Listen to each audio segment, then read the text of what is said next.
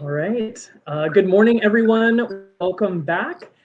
We are very excited to have you here for our keynote speaker, A.K. Sandoval Strauss, who is the Director of Latino Studies and an Associate Professor of History at Penn State University. He was born in New York City to immigrant parents, went uptown to college at Columbia University, and then on to the University of Chicago for his PhD. He teaches courses in Latino studies, immigration history, and urban history, and his research has explored mobility, migration, and immigration. He is the author of Hotel, An American History, Making Cities Global, The Transition Turn in Urban History, and most recently, Barrio America, How Latino Immigrants Saved the American City, which won the Caroline Bancroft History Prize and was a finalist for the Victor Villaseñor Book Award. Welcome, A.K. Sandoval Strauss. Thank you. All right, so to begin with, can everyone hear me all right? Okay, gracias por invitarme. Es un placer realmente. It's an honor to be here. I want to thank the APA Latinos and Planning Division for the invitation, and most importantly, to all you for being here. So what I'm going to do is just start by saying a few things about myself to get you a sense of where my approach to studying Latinos in cities comes from.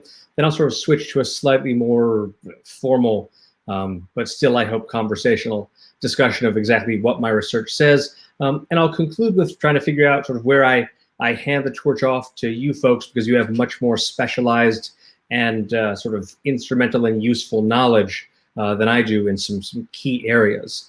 So that's the general plan.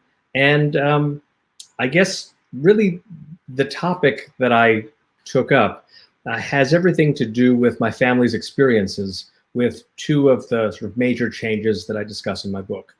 First, the urban crisis, and second, the rapid rise of migrantes from Latin America and their arrival in American cities. I was born in the Bronx and lived there happily for a number of years until an apartment came open in this fantastic Mitchell-Lama middle-income housing project called Waterside Plaza, which you might know is right on the corner of pretty much 23rd Street and the East River. And so my mother and I moved there and lived there happily for a few years. And then things started to get a little bit sketchy in New York, as in many parts of urban America. Things really sort of reached a head in 1977. That was the year that the son of Sam killer began his murder spree. And my mother decided that New York City might not be the best place for a 4'11" tall Latina immigrant and her only son. And so we moved just across the city limits, just across the county line to the closest in town outside New York City, and lived there for a few years. And a few years later, we moved back to Manhattan because my mother got a job in like a really good job in a frankly somewhat safer neighborhood. And we lived there pretty happily for a few years. And then the sort of crack cocaine fueled crime epidemic of the very late 80s and early 90s hit. And, we're living on a block that was littered with crack vials because they were dealing the stuff out of the convenience store up on the corner. So we moved out again, but this time something kind of funny happened. And that's it. One day, my mother's computer printer needed a new part. This was back in the days before laser printers, when there's a thing called a daisy wheel, which was sort of like the actual hitting surfaces of the printer with the letters on them, and it broke. So she called up an office supply store. Having looked it up, back in the before times, we'd look it up in the paper yellow pages. So she looked up the number, called them, and the people there answered in Spanish. And so she switched to her native language and said, like, hey, great. So we're looking for this daisy wheel for our printer. And they sort of interrupted her and said, Senora, this is actually not an office supply store. This is a Mexican restaurant. I said, oh, that's wonderful. And she sort of was confused for a moment and said, so nobody there is selling office supplies? And they sort of laughed and said, no, senora, there's nobody here but us Mexicans, right?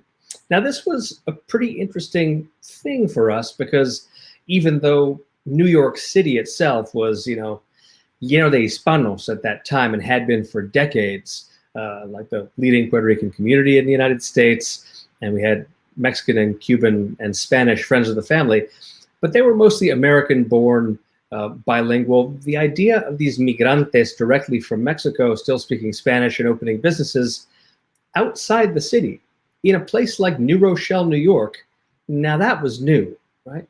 Now remember that if you've read E.L. Doctorow's novel Ragtime, it portrays New Rochelle as what it was a city of just Black people and white people. And so these Hispanos here were very much like Latinos in unexpected places. And this is the first of, as I'll suggest, a number of encounters that made it even clearer to me that we were suddenly migrating to places that, again, even we did not expect. The thing was, though, when I went to college in New York City and studied urban history and urbanism there was basically zero account of Latinos in the entire curriculum, right? It was all about white people and Black people. Now, up to a certain point in history and up to a certain conceptual point, that made sense. Those were the main folks involved, again, up to a certain year. But it sort of really bothered me that we were all over the place and yet nowhere in the literature. And these kinds of experiences continued when I went to graduate school in Chicago. That, the University of Chicago was on the south side, and that's sort of famously the primary African-American neighborhood in the city. But the thing is, if you get on the bus and go west on 59th Street, you're in a Black neighborhood for about 15 minutes. And then you're in Chicago Lawn, where it's puro Mexicano, right? And again, migrantes and inmigrantes. These are all Mexican-born people living effectively Mexican lives, but in the much better labor market of Chicago, Illinois. And that was sort of in the mid-1990s that my friend Eduardo Contreras and I would just go and have like tacos there all the time. And I very quickly learned that this was just one of a huge spread of barrios Mexicanos in Chicago. Once again, when I went to this conference in 2007 in Atlanta, Georgia, right, another place where the story is Black people and white people, I went to the aquarium, right, their famous aquarium, and all I heard around me was Spanish being spoken. So it kept, again, happening over and over and over, and I thought, okay, so a key part of my sort of educational and intellectual professional mission really has to be to put us back into the story, right, especially since, according to the most recent census numbers, we're just about 1 out of every 5 Americans. And if you look at cities specifically, right, of the top 25 cities, 2 are majority Latino, almost 3, right? LA is almost there. 8 of those 25 are 1/3 or more Hispanic, and 13 of those top 25 are 25% or more Latinx, Latina, Latino, Latine. Right? So my research, and this book in particular, had the goal of both putting us back into the narrative, but also, and I think more importantly, trying to show how we changed the game and really redefine the terms of how urbanism worked in this country. Now, let me say in advance, I just threw some numbers out there. So I want to be very clear that this is not going to be a quantitative approach to the topic, right? I'm going to get right at the idea of Latino urbanism, which generally I think we've defined as the kinds of built and enacted environments that people like us, our padres, our abuelos and abuelas, have created in United States cities.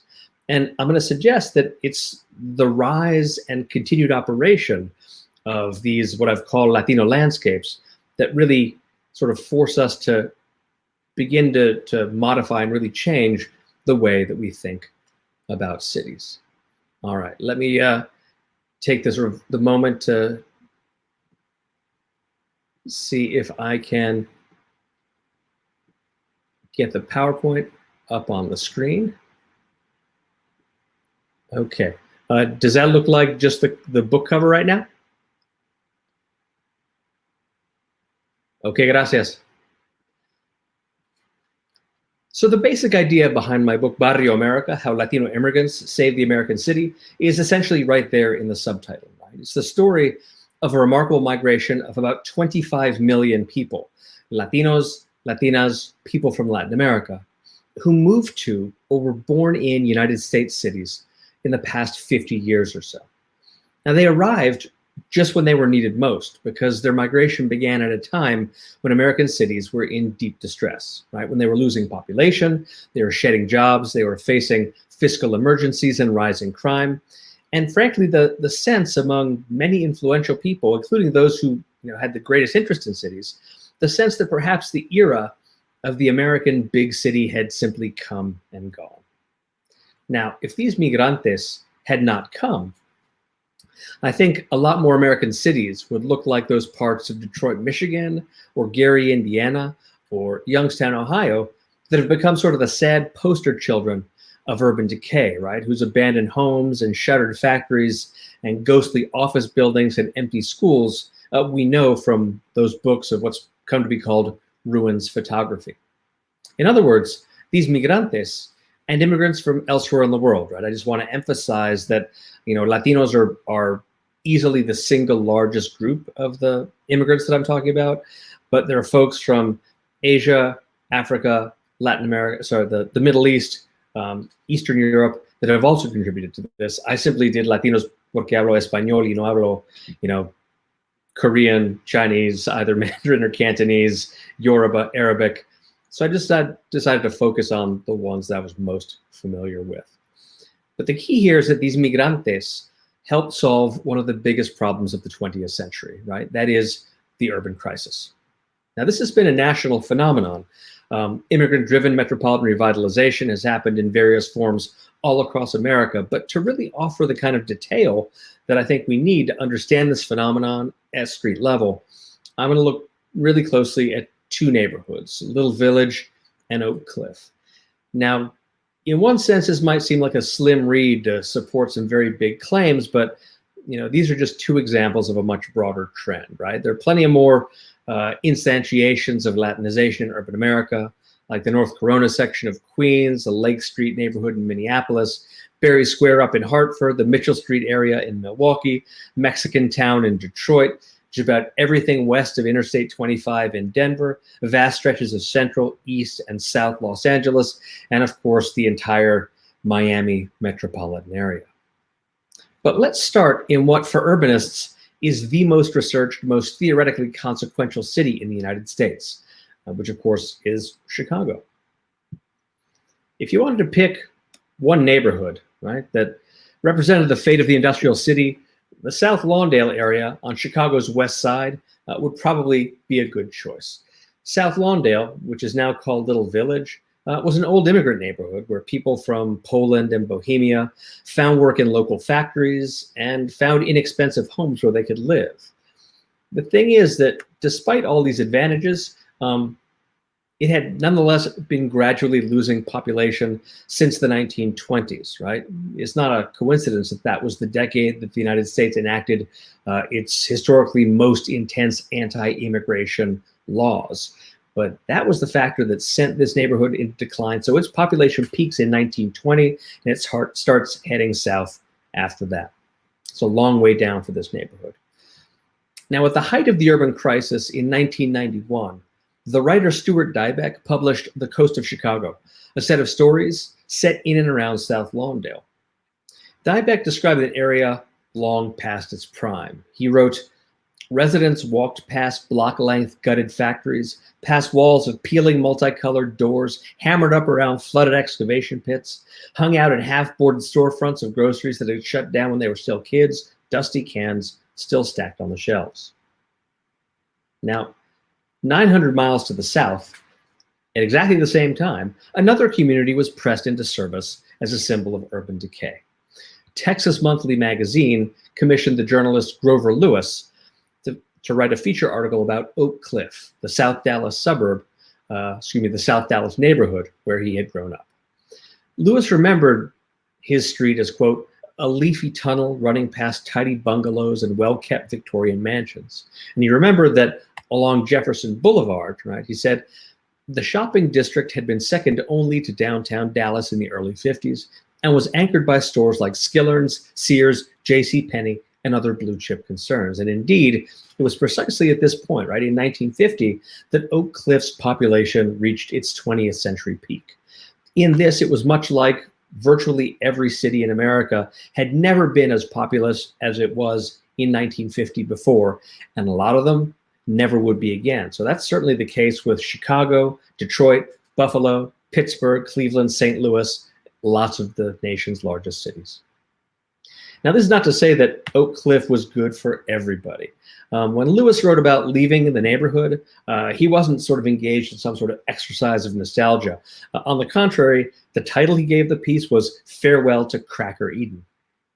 Lewis recalled that, as he put it, the ethos of the place was absolute white supremacy reinforced by old-time religion and male chauvinist prickism. And indeed, his opinion was well-founded because when the civil rights era came and Black families looked for better homes in what had previously been all-white neighborhoods, white people rioted, they threw dynamite, they burned crosses, and then ultimately they fled to North Dallas and the suburbs. So when Lewis revisited the area in 1992, his description went as follows. The devastation was total. An entire neighborhood sunk in rock. The surviving houses were vine-choked, boarded up, literally atomizing in a ghastly mockery of the thriving community I recalled. I groped for terms to encompass the scope of the disaster: systemic collapse, municipal cancer, de facto apartheid, social time bomb, 1,000 points of dark. So in other words, when Lewis looked at Oak Cliff, he saw the urban crisis and focused on all the classic indicators of big city pathology.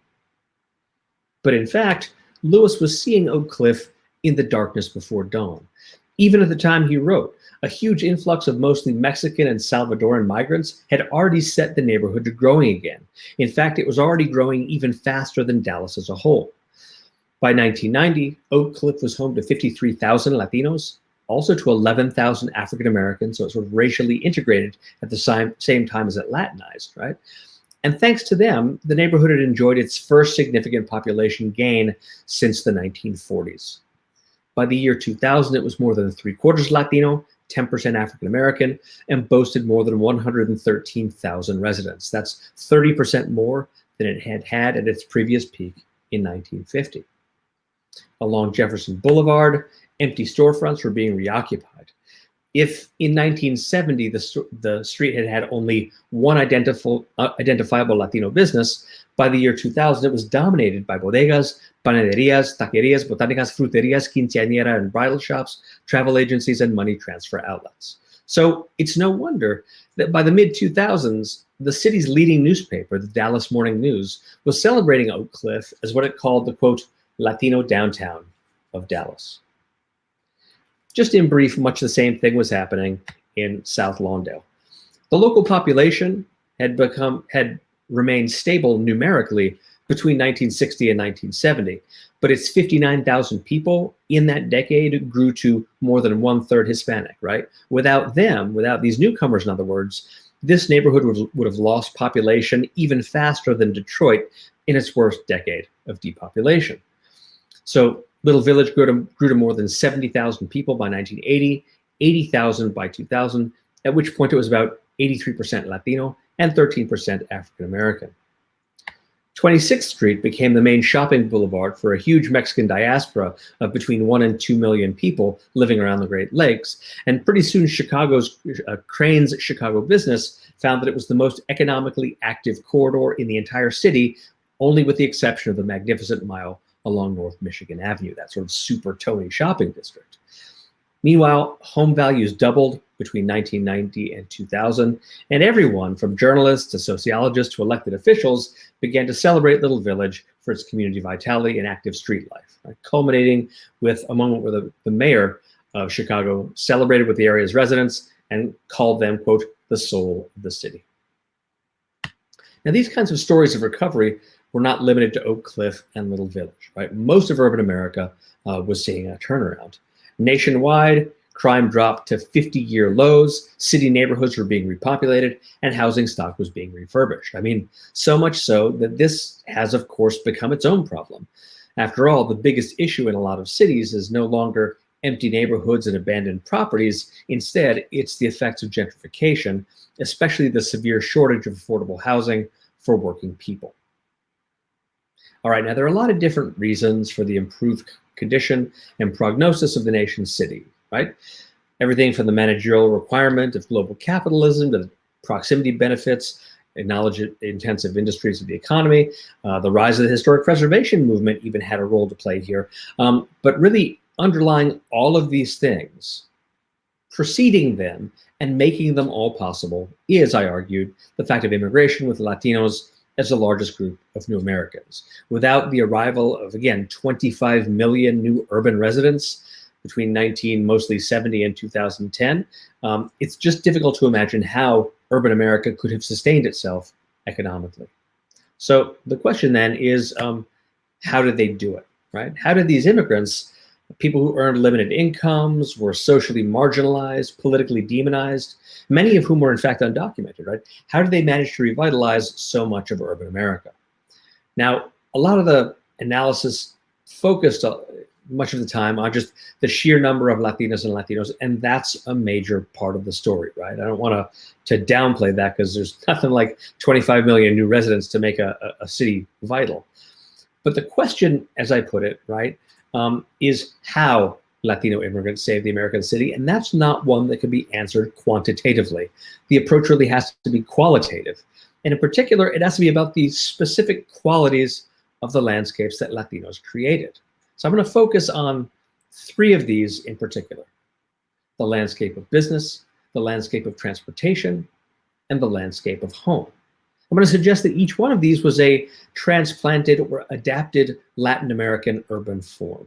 So in other words, Latinos brought particular spatial practices and adapted them for use in US cities. Let's begin with the business landscape, and let's begin with, as you know, sort of what happens to retailing in America in the years after 1950, right? One of the big trends of the post-war decades was that a lot of stores were closing in the city and relocating in suburban malls and peripheral shopping centers. And this was, a move that was certainly bad for urban business people, but it was also terrible for municipal tax bases, which got depleted, and it was, very bad for kind of killing the dynamism of street life. Now, Oak Cliff and Little Village were really cases in point during this era, with their empty storefronts and deserted sidewalks. However, when Latino immigrants arrived, they were able to revive local commerce because their ways of doing business fit perfectly with the existing architecture of places like Jefferson Boulevard and Oak Cliff and 26th Street in Little Village. These are streets that are lined with small storefronts, right? 20 feet, 30 feet wide. And in the 1950s, those were spaces that were very well suited to the scale of independent shops, small businesses, small professional offices. With the rise of the suburbs, of course, retailers were no longer putting their money in places like these. What they really wanted was huge lots, right? Green fields where they could build huge stores, surround those stores with acres of parking, and pull in the cash that way. There, as you I'm sure know, plenty of taxation reasons, including everything from the changes in 1956 in the way that depreciation could be taken for commercial properties, but every single policy and economic preference was for the suburbs. Now, that's why a lot of the mom and pop stores began to disappear in the 50s, the 60s, and 70s, and were gradually replaced by shopping centers and big box stores. The thing is, things work differently in Latin America and in Latino America. South of the Rio Grande and throughout the rest of the hemisphere, the scale of retailing remained smaller for longer, right? A lot more people ran their own small businesses, and supermarkets, for example, didn't catch on until later. It wasn't really until the 1990s that you saw a substantial move of supermarket chains into and growing out of Latin America. So as a result, there were entire categories of stores which had disappeared from the United States, right? Things like independent butcher shops, freestanding bakeries, and fruit stores that were alive and well in Latin America and in Latino America as carnicerias and panaderias and fruterias. So, in other words, in Oak Cliff and in barrios like them, these small businesses managed to thrive. So again, just want to emphasize, how did they do it? They worked really hard, right? We don't want to take that away from them, but let's be honest, store owners and small business people of all backgrounds worked really hard, but most of them frankly got wiped out in these decades. So what was it that allowed Latino businesses to survive at a much higher rate? Now, the first key factor is, of course, language, right? Stores run by migrantes enjoyed high customer loyalty because newcomers preferred to do business in Spanish, ideally with people from their home states or even possibly their hometowns, right? So that created high customer loyalty. And the second factor was essentially lack of competition from big box stores. Remember that the biggest retailers were pretty slow to realize the dramatic economic potential of the Latino market. Remember that today, if Latinos were their own, or if US Latinos were their own country, we would be the 7th largest economy in the world, right? But a lot of businesses did not see that until the 80s. And so as a result, all those bodegas and panaderias and taquerias were able to continue operating without the sort of predatory pricing and downward pressure on profits that was in effect for so many English-speaking shopkeepers, whether they were Black or white.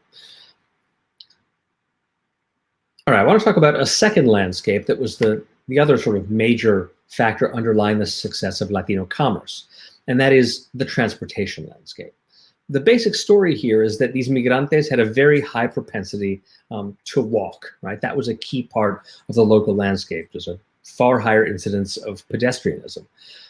And this too was a Latin American urban norm into the space of the US.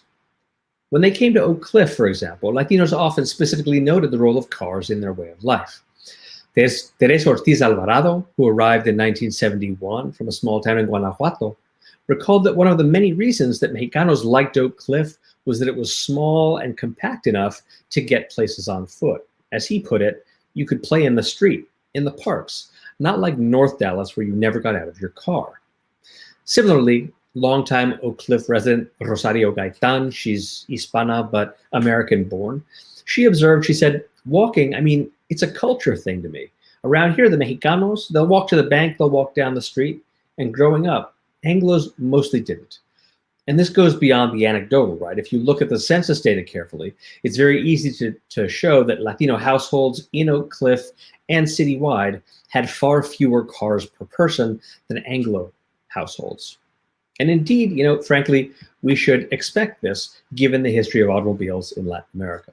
Because the fact was that very few people, or I should say comparatively few people, owned them until relatively recently. And I just want to illustrate this with two statistics from Mexico. In 1960, the Organization for Economic Cooperation and Development found that in Mexico, there were 22 motor vehicles for every 1,000 people. In the United States, at that time, the figure was 18 times higher, at 411 vehicles per 1,000 people. Even 50 years later, the US figure was still 5 times higher, with 165 vehicles per 1,000 people in Mexico, 812 in the United States. I think it's also mentioning that automobile ownership was much, much rarer in rural Mexico, where most of the early migrantes to Oak Cliff came from. So for example, in the village of Tzintzuntzan, Michoacan, a place where anthropologists regularly visited, in 1945, none of the 246 inhabitants owned a car or truck. In 1960, only 1 out of the 320 people who lived there did. And even by 1970, only 11 out of 360 owned a motor vehicle. Now, given that urbanists agree that the automobile has had simply unparalleled influence over the morphology of American cities for the past 100 years, it should really come as no surprise that the arrival of these millions of Latinos with a much more pedestrian-oriented culture could have a major influence on the development of US cities, especially in the barrios where they lived. The third Latino landscape I want to talk about was the landscape of home. Some years ago, the cultural geographer Daniel Arriola identified a particular kind of house that he said was common in Mexican-American neighborhoods. Right? It was a dwelling that included a freestanding house with fencing along the front and sides of the property. Now, he interpreted this as a combination, right, a hybrid of the classic detached Anglo house, right, in the middle, with the Mexican courtyard house on the left. The hybrid then being the sort of schematic illustration on the lower right. Shortly thereafter, the urban planner James Rojas He elaborated on the idea of the Mexican-American homescape, and he emphasized that the residential space of this kind of home did not end at the front of the house, but instead it extended family life onto the porch and into the front yard, right up to a chain link or wrought iron fence at the property line. Rojas also pointed out that this front area was often in frequent use throughout the day, as family and friends could sit on the porch or the stairs. There they could supervise small children, chat with each other. They could just have a sort of a nice day socializing. Meanwhile, the chicas could play safely inside the fence line and not run into the street and get into trouble or get into danger. Now, in the years since, this front yard space has even garnered its own Spanglish neologism, right? It's called La Yarda, and you can see it all over Latino America. You hear it referred to all the time. These are examples from the Little Village barrio in Chicago. Right? If you walk through any part of Little Village, you can see the same basic pattern really repeated lot after lot. And I should say, not just lot after lot, but block after block. You can walk up and down streets in Little Village and see just block after block of exactly this, with those yardas, right, creating a continuous zone of social interaction on every street. Now, this configuration of housing, I think, should be seen in contrast to the sort of respectable Anglo-American, Anglo-normative household and the way that it became increasingly privatized, right? There are lots of scholars who have decried the way that many middle-class American families sort of abandoned their front yards, turned away from their neighbors, made a shrine out of their backyards, and built private pools and later home theaters, right? It's the basic analysis that underlies everything from Richard Sennett's classic, The Fall of Public Man from 1978, to Robert Putnam's 1995 article and subsequent book, Bowling Alone. Now, while those scholars are absolutely right about what's happening with Anglo-bourgeois households, the working-class Latino residential neighborhood landscape looked very different, right? It remained oriented toward the streets, making the sidewalks of the barrios typically that much more vibrant. Now, this account of the way that Latinos adapted familiar forms of urbanism to the US is certainly essential to the way that we understand urban America. But I also want to emphasize that by itself, it's not enough to explain the history of Oak Cliff and Little Village and other similar barrios, because Latino landscapes have not just been like a unidirectional one-way street, right? It's not just like people coming from Latin America and cultural diffusion arriving in the US, because the landscapes that we're talking about and the people that created them, developed in constant interaction with their home communities, right? Especially in Mexico. But if you take sort of a different place and crosscut, you'll see that it's true in El Salvador, Puerto Rico, Dominican Republic, lots of places. The key point here, right, is that the migrantes who revitalized US urban neighborhoods have done even more than that. They've also rebuilt many small towns in their home countries. Remember that one of the first things that many Mexican migrants did when they arrived in the US was to take some of the income they were earning. And remember that earnings for migrantes, once they get here, are typically 4 to 5 times higher after all expenses than they were back home. So as Cesar Valenciano Vasquez, the president of the organization of Migrantes from Durango in the city of Dallas, told me, he said, as soon as we established ourselves in Dallas and managed to get steady jobs, we started to build or renovate our homes in Mexico. Then they began to undertake community projects. Valenciano Vasquez went on to say, then we started inviting friends, neighbors, and relatives, and organized migrant clubs and neighborhood associations, and started pooling our money to pave the streets of our towns, fix up the schools, provide electricity, and paint our churches. Now, this started at the grassroots level, right, with these migrantes themselves. But before long, various governments saw an opportunity to re-engage with these Mexicanos abroad, right, by establishing new forms of cooperation with El Migrante, especially with respect to public construction projects. In Mexico in 1992, the state governor of Zacatecas established the Dosforundo Program, under which the state provided double matching grants for hometown infrastructure and development projects. In Dallas, to give you an example, the Zacatecanos joined the program by establishing the Federación de Clubes Zacatecanos del Norte de Texas, right, the North Texas Federation of Zacatecan Clubs. This image is their clubhouse in Oak Cliff. And with state and municipal support, they began to multiply their initiatives, which included a medical clinic, a church, and a rodeo ring. After about a decade of this, the Mexican government adopted 2x1 at the national level as 3x1, a program of triple matching grants from federal, state, and county governments. And indeed, this additional source of funding further intensified the efforts of, I'm just going to focus on the Zacatecanos to begin with, and then I'll sort of open outward. In their photo archive, you can see numerous pictures of Federación officials at ribbon cutting ceremonies for more projects. So this is Federación President Manuel Rodero Rodriguez in front of a sign announcing the construction of new classrooms in the tiny town of El Fuerte. This is a group of Federación officials inaugurating a new water well that they built in the municipio of Tepechitlan.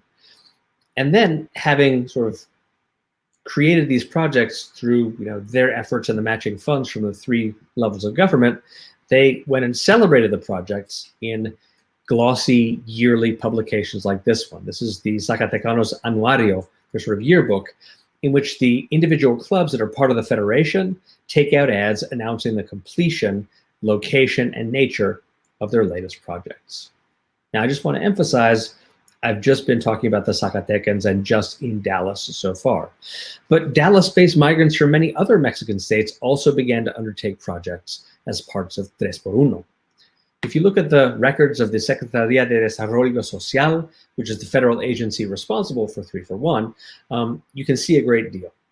If you look at those tabs at the bottom of the page, each one with the abbreviation of a Mexican state on it, if you click on any of those, you get a whole spreadsheet just for that one state, which looks like this. I'll zoom in just a second so you can see what's going on. So there you go, right? So if you zoom in and look at what kinds of projects and from where, you can see that just the Migrantes in Dallas, in just a few years, built an amazing variety of projects, right? Roads, housing, drainage systems, electrical grids, street paving, potable water pipes, lecture halls, community centers, streetlights, schoolyards, shelters, chapels, athletic fields, public resorts, a town cemetery, and a water park. And I should add that this kind of 3x1 program was active all across America, right? Indeed, the Dallas evidence I presented is from one of the smaller communities. If I showed you the spreadsheets from Chicago, it would be considerably larger. If I showed you the one from LA, it's just massive, right? Nationwide, in the first 10 years of its operation, the 3x1 program grew from 20 clubs to 795 clubs, and all in all, they invested about 12 billion pesos, which is about $1 billion in almost exclusively small towns in Mexico. And it's significant, I should add, that these Mexicanos abroad managed to accomplish these things while having to deal with Mexican officials that were famously and sadly very often corrupt and authoritarian. Indeed, one of the most remarkable aspects of this process is the way that these migrantes actually managed to gain enough leverage in the process to begin to challenge the prerogatives of their own very powerful governments, right? This is a process detailed beautifully by the sociologist Xochitl Bada of the University of Illinois at Chicago. Now, again, that's just the Mexicanos we're talking about. Other governments across Latin America copied Mexico's 3x1 program, including El Salvador, Colombia, Ecuador, Guatemala, Nicaragua. Virtually every country in the region and many around the world have programs exactly like this because it became apparent just how successful it was to leverage the sort of earnings and the sense of desire to stay connected to and to do good things for their hometowns among these migrantes. So in the broadest sense, these transnational migrants initiated a sustained exchange of people, money, and construction that clearly, concretely, and massively linked communities and reshaped built environments throughout the hemisphere. So when I say hemispheric in this context, I definitely want to emphasize the importance of that sort of macro geographic scale as the broader context for the sort of microgeographies I was talking about a few minutes ago. What I've described so far are just a few elements of this much broader process in which the Americas became integrated into a single urban system. And I think that it really makes a lot of sense to look at this system in a way that decenters the United States and considers the role of cities elsewhere in the Americas. Because what these migrantes really did was to extend the range of rural to urban migration to include not just cities in Latin America, but cities beyond Latin America. So in other words, this was a process that for most intents and purposes began in Latin America and only decades later came to involve US cities. And indeed, you can see this in the sort of development of Latin American cities, typically in contrast with those of the United States. If we look at the Americas north of the Rio Grande, right, Anglo-America, the overall trend since 1950 was indeed an exodus of people, millions of people, right, from cities to the suburbs. But in these same decades, Latin America experienced half a century of just stupendous urbanization. So the demographers Miguel Villa and Jorge Rodriguez estimated that between 1950 and 2000, about 250 million people moved to or were born in Latin American cities, mostly rural to urban migrants. And indeed, this was sort of epitomized by the growth of many Latin American cities. For example, from Mexico City, in that period goes from 3 million people to 18 million people. Lima, Peru goes from 645,000 to more than 7 million people. And Santo Domingo, Dominican Republic, goes from 180,000 to about 1.85 million people. I think it's noticeable, though, that this overall process of rapid urbanization can be divided into two different phases depending on what Latin American government policies towards cities was. The first phase, from 1950 to about 1980, was the one that was the period of the fastest urban growth, because government policies in Mexico, Puerto Rico, DR, almost everywhere, government policies involve import substitution industrialization. They're trying to build up their own industrial base. And what that meant was that they effectively threw colossal amounts of money at the cities because that's where manufacturing either already was located, needed to be expanded, or needed to be created. So you see the most rapid growth in Latin American cities, 1950 to 1980. Then after 1980, you see continued urbanization, but substantially slower because neoliberal economic theories, from the likes of the Chicago boys, right, led to more export-oriented policies that really moderated city growth. And that sort of heavy spending on cities was cut back as the Chicago boys' entire doctrine was to slash government spending, whether it's social spending or anything else. And that took a lot of the money that was being devoted to cities and simply took it away. So after 1980, there was an unmistakable decline in economic opportunity in Latin American cities, right? Fewer migrantes are drawn in from rural areas, and even those who had moved to cities already found it harder to get by, right? Remember that the urban middle classes saw their incomes decline as public sector jobs, which they were very much overrepresented in, began to be eliminated. As a result, many of the people who would have moved to or stayed in Latin American cities instead exercised, famously called the exit option, and headed for the United States. And indeed, that corresponds perfectly with a lot of the chronology of migration to US cities. There was a lot of migration in the 70s, but it was really in the 1980s and after that the US saw the largest number of new arrivals from Latin America. So I think in a Pan-American context, when I talk about the 25 million new Latinas and Latinos who came to or were born in US cities in the post-war period, that's really just a subset of that 250 million that Villa and Rodriguez described coming to Latin American cities. Now, it's important to note that while Mexican public officials certainly took the most direct action to work with migrantes, urban political and business leaders in the United States have also clearly seen the importance of migration and transnationalism to cities in the US. Right? They organized pretty quickly to attract newcomers. So this is the homepage for the site of the Global Detroit organization. It was founded in 2010 when the results of that census found, shockingly, that Detroit had lost 25% of its population in just 10 years. Remember that the urban crisis years of 1950 to 1980 saw Detroit lose 33% of its population, but over 30 years. But from 2000 to 2010, it had lost another 25% in just 10. So as a result, Detroit launched this development initiative called Global Detroit, and their mission statement says outright that, quote, immigration has proven by far to be the best American strategy to combat population loss. A few years later, they were joined by municipal officials from across the industrial heartland to establish what was then called the Welcoming Economies Global Network. Now it's just called Welcoming America. But as you can see, its motto is Leading Rust Belt Immigrant Innovation, right? It's got 24 affiliates all across the region. Now, these city leaders were not alone in seeing the benefit of immigration to cities. Right? Remember that this is, of course, the era where urban professionals also increasingly looked to Latino barrios when they sought out neighborhoods with character, right, and authenticity. And in numerous places, urban professionals paid barrios their highest possible compliment by trying to gentrify them, often successfully, right? So if you think of the most famously gentrified neighborhoods, right? San Francisco's Mission District, Los Angeles's Boyle Heights, New York City's Washington Heights, right? That's sort of a precise description of what happens there. And indeed, speaking of Washington Heights, it was indicative that Lin-Manuel Miranda and Chiara Hudes, the Philly Rican Pulitzer Prize-winning playwright, together they wrote a scene in their musical In the Heights, in which the main character, bodega owner Usnavi de la Vega, asked, quote, "In 5 years, when this whole city's rich folks and hipsters, who's going to miss this raggedy little business?" And this was certainly the case in actual barrios, right? Let me conclude by just using something that a migrante from Chicago said to me a few years ago.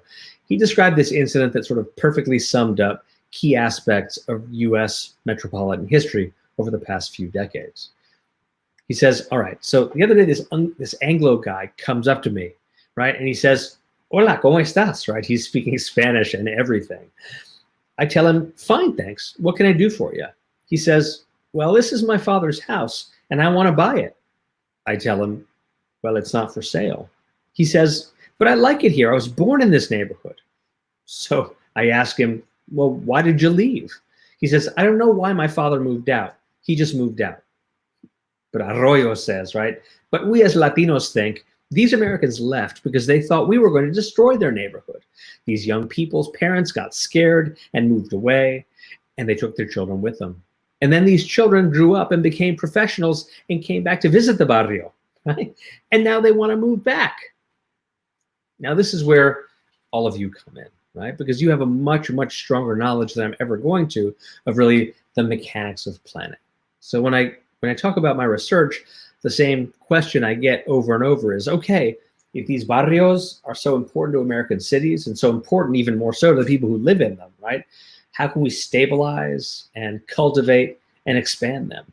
And the fact is, I don't have beyond the realm of, broad statements like changes in immigration policy, broad statements like affordable housing, right? I don't have command of really the details of the mechanics and the latest developments in exactly how to plan for Latino communities in a city that, in a country that again is almost 1/5 Hispano. So I hope that in the months and years to come, we'll keep this dialogue going, learn from each other, and really try to make some advances in trying to figure out how to make these Latino landscapes work for their occupants and for the cities that they're in. Thank you so much.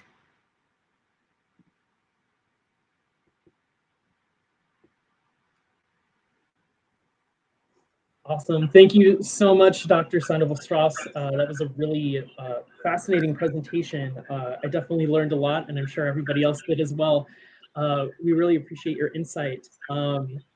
And with that, we do have a few questions that were asked. Just for clarification, somebody was wanting to know about the geographer that you had mentioned. Was it Daniel Areola. Areola? Areola. Daniel Areola. I think he was at Arizona State for a lot of his career. And he wrote Tejano, South Texas. He wrote Hispanic Places, Latino Spaces.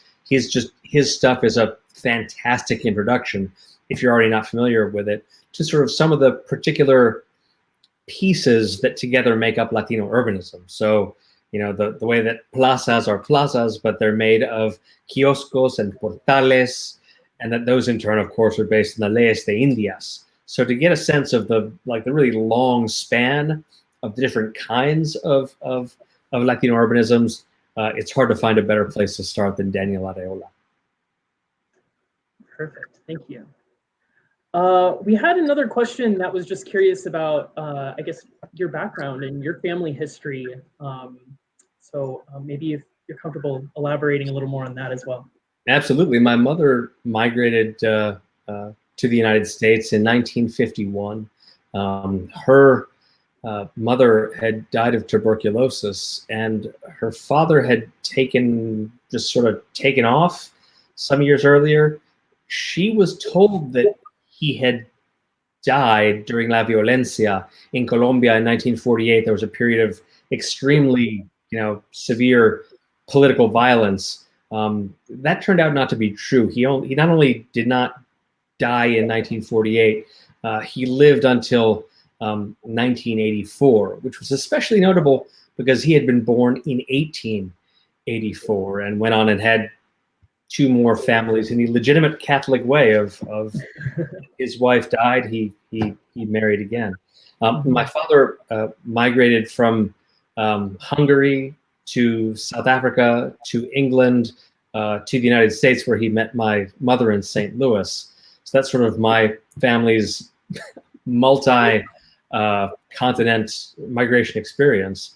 But we were among the earlier Hispanos here. But again, it's been amazing just watching the community grow over the past decades since I've started paying attention. Awesome. Thank you so much. And then I guess just another question. I guess where do you see the next big, shift in American cities happening in relation to the Latino immigrant? Yeah, that's a great question, because the past 20 years have seen some pretty dramatic transformations. Let me actually take it out to the past 30 years. Remember that the 1990s was the biggest decade of immigration, including Latinos, right, in the entire history of the United States. I think 13 million net people showed up. It was also a period of unprecedented economic growth. Like in the 1990s, even poorer folks saw their real income increase a little bit. So whenever somebody says, oh, these immigrants are what they're doing to the economy, I'm like, you remember the 1990s? Because everybody was just making it rain left and right. So you had massive migration that continued until about 2006. And then greater stability in Mexico and other places meant that the net migration across the US-Mexico border fell to zero and then became negative. The Great Recession made that even a sort of a greater development. So there was sort of a period of about 10 years almost after that, where overall you saw sort of no net addition. So contrary to the sort of nativist, xenophobic crazies, we're saying, oh, they're flooding our shores. Like, no, actually, that hasn't been the case. On the other hand, right, what we are now faced with in this country, with the economy sort of roaring back to life a little slower because of the Delta variant, but with the economy coming back, is we're facing a serious labor shortage, both because of the magnitude of the recovery and because the US-born population is aging. So we desperately need more people, and we're going to get them, right? Because when America needs labor, people come to the United States. So for a while, it seemed like a lot of these barrios had sort of seen a big period of growth, but their 2020 population was a little bit smaller than 2010, and as 2010 was not that much bigger than 2000. By 2030, I suspect you're going to see a dramatic increase, because also remember that the children of the migrantes of previous generations who were born here, that's the main source of Latino population growth. Again, like the crazies are all saying, oh, they're coming across the border. And I'm like, no, we're already here having little American kids. So, that's the way it is. So I think you could see, the progress of what, one very clever television program calls Gentrification, right? So kind of the story that Jose Luis Arroyo was telling there, but not with, Anglo-Sajones coming and trying to buy back their houses in a barrio that is now a barrio, but actual, Mexican Americans, Puerto Ricans, Dominicans saying like, yeah, this barrio means a lot to me. And it's going to be a little tricky because, as we know from Boyle Heights, there's been some tension. Even when a Chicano artist wants to open up a gallery in Boyle Heights, a lot of people say, well, are you doing something for the community, or are you just paving the way for rich white people to come and make it impossible for us to live here? So I think we're going to see both an immigration influx and the kids of those migrantes. Absolutely. Thank you so much.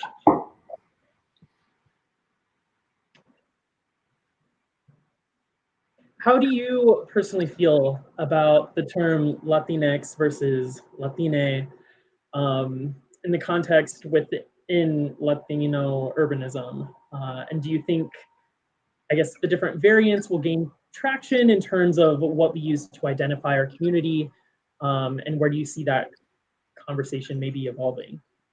Sure. I actually, by pure coincidence, feel the same way as most Latinos do feel about that.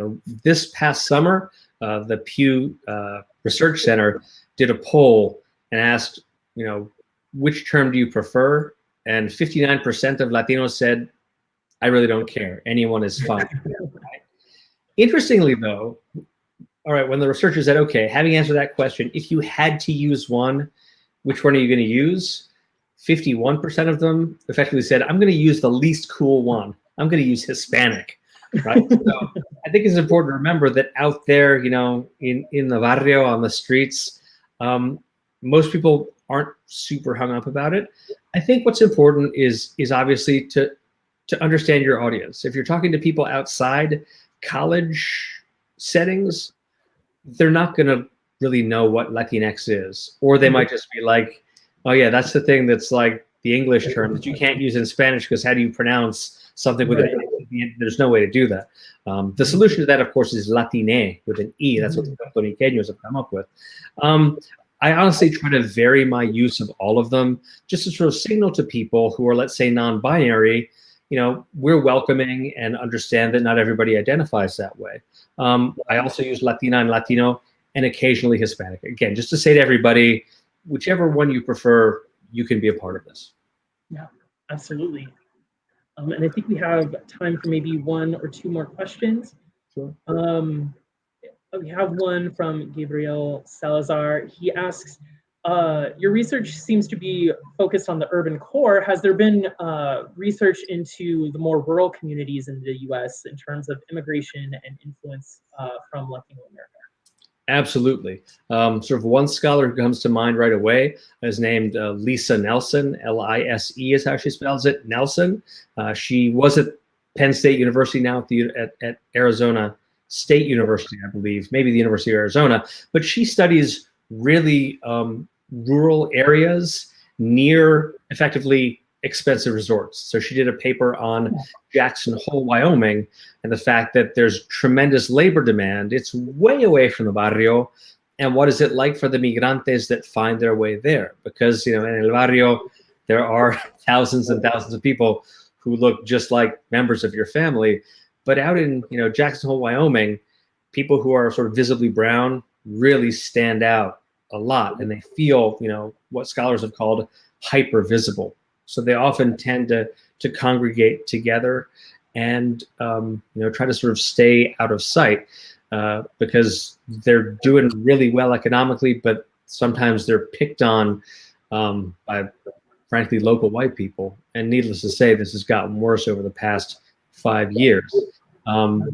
There are many examples of this, and indeed, at the conclusion of my book, I say that some of the same problems that were associated with urban America 30 years ago are now the problems of rural America, right? If you look at the 2020 census, a huge, like 2/3 of rural counties have lost population over the past 10 years because young people don't see a lot of opportunity there. The opportunity is all in metro areas, in the center of the metro area, at the periphery of the metro area, but not in rural America. So the birth rates are plunged. Thankfully, right? There are all these immigrants who are, happy to come here and work. But ironically, right, it is precisely in these predominantly, overwhelmingly white areas where there has just been the beginnings of some migration that you see the greatest political support for xenophobic madness, even at a time, right, when what we need most is more citizens and more workers. Absolutely. And then unfortunately with that, I think we are right at the time. So thank you so much for your presentation. We really appreciate all your insight. I think we might have a few more questions, and I'll see that we pass those on to you, and then we can get responses to those individuals. But thank you so much for your presentation. We really appreciate your time and for being here with us today. Thank you for the invitation. Ha sido un placer. Have a great one. Well.